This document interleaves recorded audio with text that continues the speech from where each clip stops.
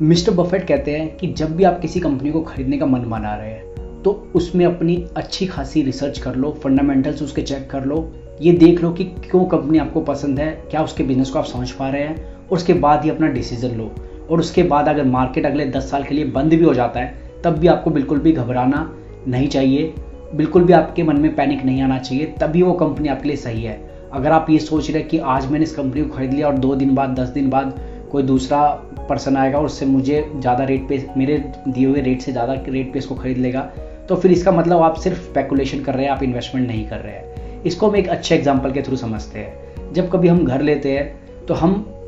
घर लेने के बाद कभी भी अपने बिल्डर के पास नहीं जाते कि यार इसका प्राइस क्या चल रहा है, 2 दिन बाद 10 दिन बाद फिर जाके बिल्डर से पूछे यार अब क्या प्राइस चल रहा है। हम कभी भी ऐसा नहीं करते। स्टॉक प्राइस के केस में क्या होता है, स्टॉक प्राइस लिस्टेड है स्टॉक एक्सचेंज पे, रोज प्राइस अप एंड डाउन होते हैं, हमें वो प्राइस दिखता है, इसलिए लोग रिएक्ट कर जाते हैं स्टॉक प्राइस को देखकर कि अरे ये तो 5% ऊपर चला गया, बेच देता हूँ, अरे ये क्या हो रहा है। तो वो आपको मौका मिल रहा है प्राइस देखने का, लेकिन ज़रूरी नहीं है कि आपको रिएक्ट भी करना है। बफेट साहब इसी बात पर जोर दे रहे हैं कि आप जब भी किसी कंपनी को खरीदे तो इतना विश्वास आपके पास होना चाहिए कि आप उसको 4-5 साल 10 साल होल्ड कर सके। अदरवाइज कंपनी को खरीदना फिर आपके लिए बेकार है। आप सिर्फ स्पेकुलेशन कर रहे हैं कि अगले 3 महीने में 6 महीने में इसका स्टॉक प्राइस ऊपर जाएगा और मैं इसको बेच दूंगा। आपका खरीदने का डिसीजन बिल्कुल भी फंडामेंटल सपोर्टेड नहीं है, सिर्फ स्पेकुलेशन आप करना चाह रहे हैं।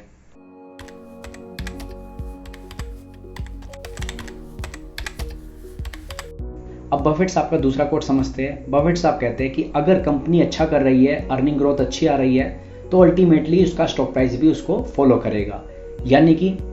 कई बार हम देखते हैं कि बहुत अच्छी कंपनियां होती है जिनके रिजल्ट्स भी काफ़ी अच्छे आते हैं लेकिन स्टॉक प्राइस डिप्रेस्ड रहता है। वो शॉर्ट टर्म में रह सकता है, हो सकता है 3 महीने 6 महीने साल भर कंपनी का स्टॉक प्राइस ना चले, लेकिन अगर कंपनी के क्वार्टरली बेसिस पे रिजल्ट अच्छे आते रहेंगे, लगातार कंपनी अर्निंग ग्रोथ देती रहेगी और बाकी फंडामेंटल्स भी ठीक ठाक रहेंगे, तो अल्टीमेटली स्टॉक प्राइस ऊपर जाएगा ही जाएगा, उसको कोई रोक नहीं सकता। यहीं इसका उल्टा भी बिल्कुल फिट बैठता है कि अगर कंपनी की अर्निंग बिल्कुल डाउनग्रेड हो रही है, कंपनी के फंडामेंटल डेटोरिएट हो रहे हैं, लेकिन स्टॉक प्राइस अभी करेक्शन नहीं दिखा रहा है या फिर बल्कि बुल मार्केट के चलते ऊपर ही ऊपर जा रहा है, तो अल्टीमेटली 3 महीने 6 महीने साल भर में ऐसा टाइम आएगा जब स्टॉक प्राइस करेक्ट करेगा। कंपनी टोटली फंडामेंटल पे चलती है, शॉर्ट टर्म में स्पेकुलेशन हो सकती है स्टॉक के अंदर, लेकिन लॉन्ग टर्म में कंपनी की अर्निंग ही उसको उसके फ्यूचर की ट्रेजेक्टरी तय करती है कि कंपनी यहाँ से ऊपर जाएगी या नीचे जाएगी। इसलिए शॉर्ट टर्म में ऑपरेटर्स, ट्रेडर्स, काफ़ी लोग एक्टिव होते हैं जो स्टॉक प्राइस को ऊपर नीचे पूरा करने की कोशिश करते हैं और वहाँ से स्पेकुलेटिव इनकम अपनी अर्न करने की कोशिश करते हैं। लेकिन लॉन्ग टर्म में जो लॉन्ग टर्म इन्वेस्टर होते हैं वो अच्छा खासा पैसा बनाते हैं अगर वो एक अच्छी कंपनी जिसकी ग्रोथ काफ़ी अच्छी है और लॉन्जिविटी काफ़ी अच्छी दिख रही है उसके बिजनेस में, उसमें इन्वेस्ट करके बैठ जाते हैं।